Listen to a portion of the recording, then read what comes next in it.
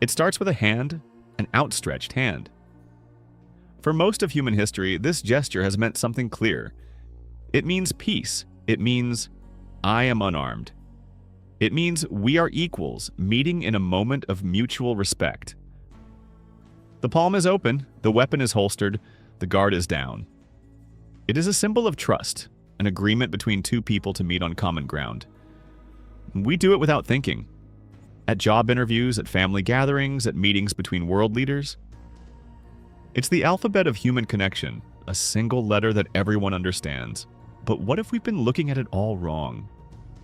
What if this simple gesture, this universal symbol of agreement, could be turned into something else?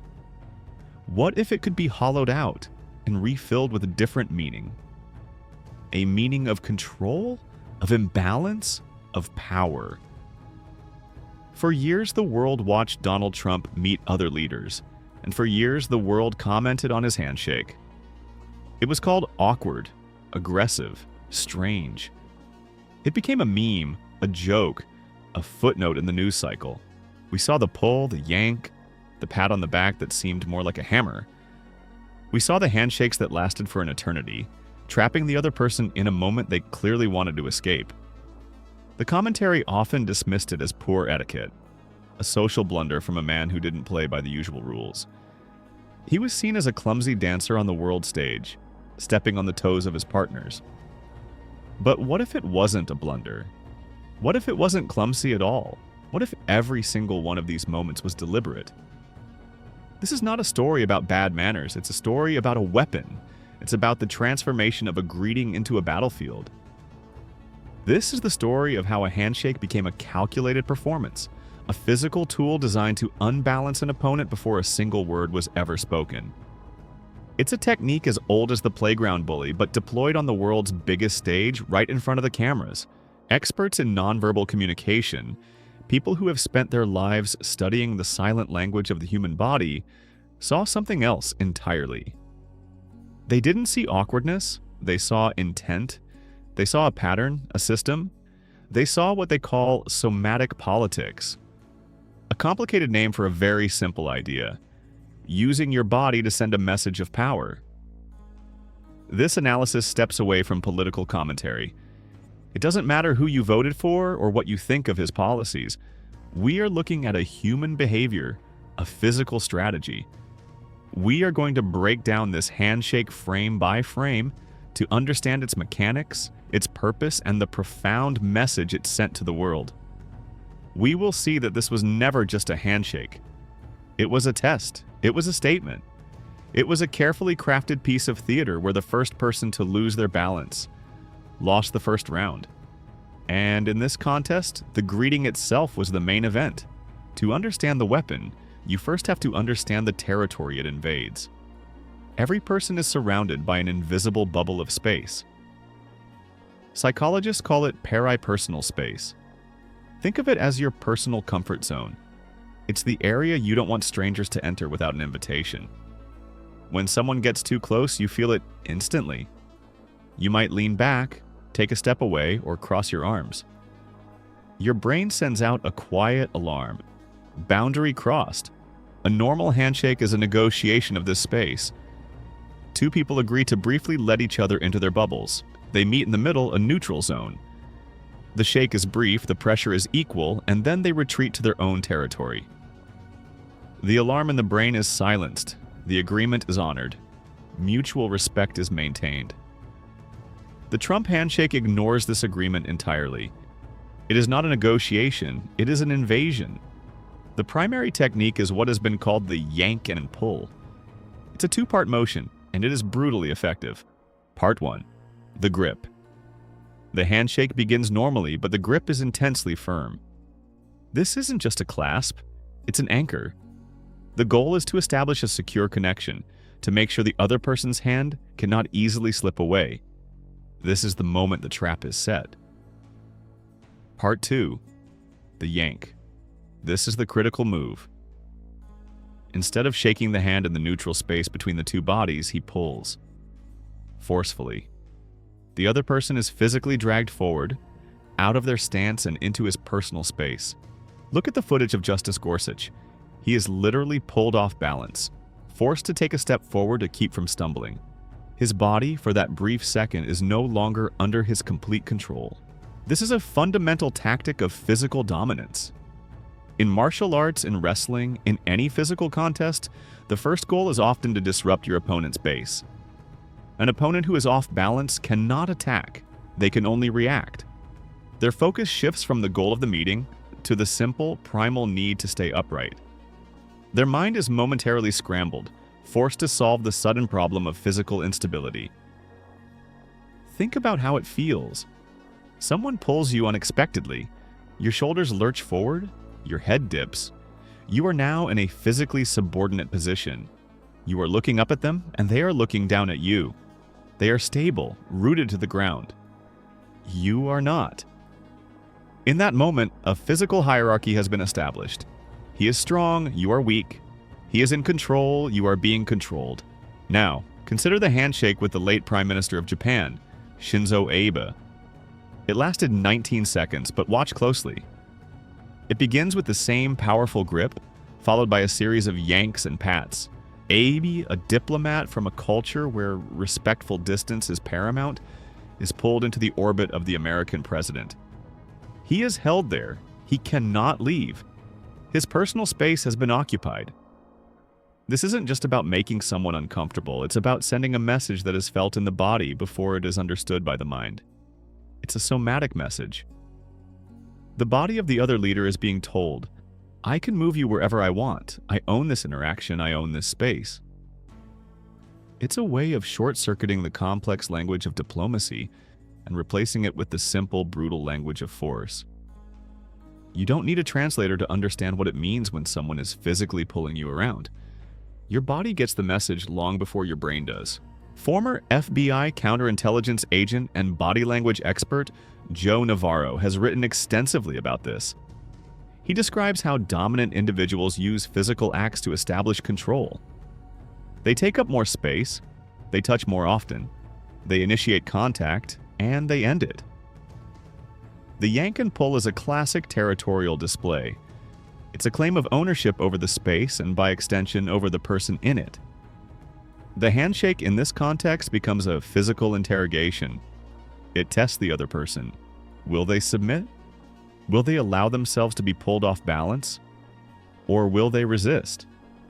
For most who are expecting a polite greeting, they are caught completely by surprise. They follow the pull because that is the path of least resistance. And in that moment of compliance, a concession has already been made. A silent agreement has been reached that one person in this greeting has more power than the other. If the yank and pull is the weapon's physical mechanism, then its duration is the psychological one. A standard professional handshake lasts about 3 to 6 seconds. It's long enough to signal connection, but short enough to respect boundaries. Many of Trump's most famous handshakes obliterate this norm. We saw 19 seconds with Shinzo Abe, nearly 30 seconds with Emmanuel Macron of France. Why? Why hold on for so long? Because by controlling the clock, you control the narrative. An interaction has a beginning, a middle, and an end. In a normal greeting, both parties mutually agree when it's over. A slight release of pressure, a step back. It's a silent, shared decision. By refusing to let go, Trump unilaterally seizes control of the interaction's timeline. He alone decides when it ends. The other person is left in a state of suspended animation. They are a prisoner of the moment. To pull away would be a visible, aggressive act of rejection, a diplomatic incident over a handshake. So they are forced to wait, and wait. And in that waiting, they are rendered passive. They are no longer an active participant in the greeting. They are an object being held. This is a concept the political linguist George Lakoff has spent his career explaining. It's called framing. Lakoff argues that the person who controls the frame controls the argument. A frame is a mental structure that shapes how we see the world. It tells us what is important and what is not. By physically controlling the frame of the greeting, its start time, its end time, its physical boundaries, Trump was ensuring that the interaction began entirely on his terms. He was literally holding the other person and the narrative in the palm of his hand. But there's another layer here. and it's arguably the most important one. This performance was not primarily for the other leader. The Gorsuches, the Abes, the Macrons, they were props in a much larger play. The real audience was not in the room. The real audience was us. We live in what the French philosopher Guy Debord called the society of the spectacle. He argued that in modern life, authentic human experience has been replaced by its representation. Images, appearances, and performances have become more real than reality itself. What matters is not what you are, but what you look like. The presidential handshake is a perfect micro-spectacle. It's a silent one-act play performed for a global audience of billions. And in this play, the handshake was Trump's chosen costume, his primary prop. Every yank, every pull, every excruciatingly long grip was broadcast across the planet. And to the audience at home, the message was not subtle. It was a visual story of power. It didn't require analysis or translation. You didn't need to be a political expert to understand the image of one man physically dominating another. The message was primal. It was an image of strength, of control, of a leader who could literally push other world leaders around. He was demonstrating that he was the one in charge, the alpha, the one setting the terms. The extended duration of the handshake ensured that the cameras had plenty of time to capture the image. The photographers got their shot. The television networks got their clip. The image of dominance was captured, edited, and beamed into the homes of millions of voters and adversaries alike. It was a brilliant, if unsettling, use of the modern media environment. He understood that a single powerful image of physical control could be more persuasive than a 10-point policy plan. It bypassed rational debate and went straight for a gut feeling. It was a story told in the language of the body for an audience that consumes the world through a screen. The person he was shaking hands with was just a co-star. The real performance was for us, and the goal was to frame himself as the undisputed protagonist in the story of global power. For a long time, the script worked. Leader after leader was caught off guard, submitting to the pull, enduring the awkward duration. The performance of dominance went largely unchallenged. The story being told was a one-sided one. But a script is only effective as long as everyone plays their assigned part. What happens when an actor decides to go off script? Enter Emmanuel Macron, the newly elected president of France. He was younger, newer to the world stage, and everyone expected him to be another passive participant in the handshake saga. He had seen the tapes, he had watched the performance with other leaders, and he decided to come prepared. When the moment came, Trump extended his hand, ready to initiate the familiar routine. But Macron didn't just meet the grip. He matched it. He squeezed back, with equal, if not greater force. The yank and pull was met with an unmovable anchor. Trump tried to release his hand after a few seconds, but Macron held on. He was now the one controlling the clock. Watch their faces. It becomes an epic struggle of wills, a silent static war fought through the tendons of their forearms. Their knuckles turn white. Their jaws are clenched. It's no longer a greeting, it is an open contest. Macron is looking Trump directly in the eye, and his body is sending a clear, defiant message. I will not be pulled. I will not be unbalanced. I am your equal. When the handshake finally ended, after nearly 30 seconds of struggle, the script was broken. Macron had refused to play the role of the subordinate. He had met force with force, and in doing so, exposed the handshake for what it was. A power play. He didn't just shake a hand, he won a duel. Afterwards, he openly admitted it was intentional, saying it was a moment of truth. He knew he had to show that he would not make small concessions, not even symbolic ones. Other leaders learned from this. They developed countermoves. Canadian Prime Minister Justin Trudeau, before the handshake could even begin, adopted a strategy of his own. As Trump reached out, Trudeau placed his left hand firmly on Trump's shoulder and arm. It looked like a friendly gesture, but it was a brilliant piece of somatic strategy. It was a brace, a physical anchor. That hand on the shoulder prevented the yank before it could start. Trudeau was grounding himself using leverage to ensure he could not be pulled off balance. He had studied the technique and engineered a defense. He was communicating non-verbally that he knew the game and he was not going to play it. He was rewriting the script in real time. This kind of public symbolic resistance is what the political scientist James C. Scott called a weapon of the weak. Scott studied how peasants and other powerless groups would resist domination, not through open rebellion, but through small, subtle acts of non-compliance. Foot-dragging, quiet sabotage, ignoring orders. These small acts, performed in public, could undermine the authority of the powerful. They rupture the performance of dominance. The countergrips by Macron and Trudeau were a modern diplomatic version of this. They couldn't refuse the handshake. That would be an open diplomatic insult. But they could refuse to perform their assigned role within it. By meeting force with force, or by preemptively blocking the yank, they used the handshake itself as their weapon of resistance. They turned the president's own stage against him. They knew the cameras were watching. They knew the spectacle was the point. So they created a counter-spectacle. A spectacle of resistance. The image broadcast to the world was no longer one of simple dominance. It was an image of a struggle, of a contest between two equals. The power of the original performance lay in its uncontested nature. Once it was contested, once someone refused to be a prop and asserted themselves as an equal actor, the illusion was shattered. The handshake was no longer a monologue of power, it had become a dialogue of wills. So what does all this mean? Why should we care so deeply about a handshake? Because it pulls back the curtain on a form of communication that is becoming more and more prevalent in our media-saturated age. This is somatic politics, the politics of the body. For centuries, politics was primarily a contest of words. It was about debate, oratory, policy papers, and manifestos.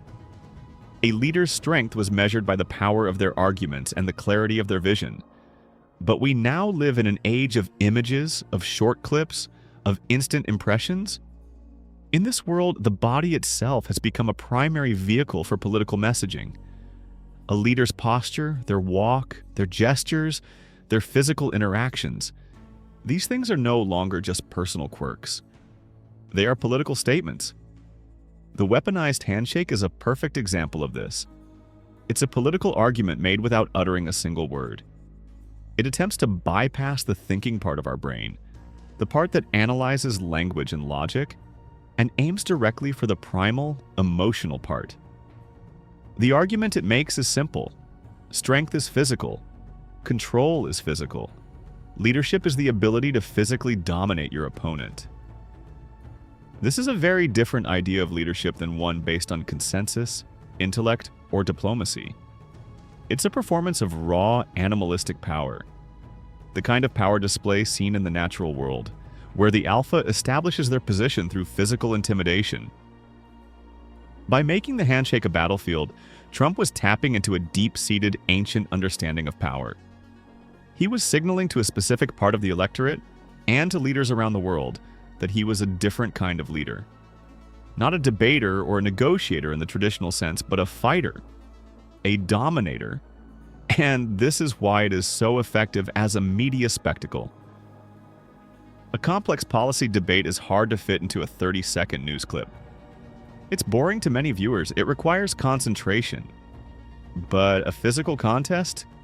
A silent duel between two powerful men, broadcast in high-definition slow motion? That is compelling television. It's drama. It's conflict. It's a story that anyone, anywhere can understand in an instant without any context. The danger of somatic politics is that it can reduce the complexity of leadership to simple, often misleading physical displays. It suggests that the person with the firmest grip or the most aggressive posture is the most capable leader. It shifts the focus from the content of a person's character and ideas to the style of their physical performance. But it also reveals a hidden truth, that we are all to some extent susceptible to these nonverbal cues. We do judge people based on their body language. We do form instant opinions based on a person's physical presence. The weaponized handshake simply takes this subconscious human tendency and makes it a conscious, deliberate political strategy. It reminds us that politics is not just an intellectual exercise. It is a full-body sport, and every gesture, no matter how small, can be part of the game. The hand extends, an offering of peace, of mutual respect, a symbol that has connected humans for thousands of years. We are left with a question. Once a symbol like this is turned into a weapon, can it ever be fully trusted again? The story of this handshake is not just about one man or one presidency. It is a story about our time. It's about how, in a world overflowing with information, the most powerful messages are often the simplest and most primal ones. It's a story about how the stage for political theater has expanded from the parliament floor to the space between two bodies. The analysis of these handshakes reveals a hidden layer of communication, a silent battle for dominance fought in plain sight. It showed us that a greeting could be a test, and that resistance could be found in the clenching of a fist. It was a masterclass in framing, spectacle, and the use of the body as a political instrument. When we see two leaders meet now, perhaps we watch a little more closely. We look past the smiles and the words. We look at the hands. We watch for the subtle pull, the grip that lasts a second too long, the slight lean forward or the step back. We look for the story that is being told without words. The handshake is over in a moment, but the message it sends, the hierarchy it establishes, and the questions it raises about the nature of power, that can last much longer. It echoes long after the hands have parted.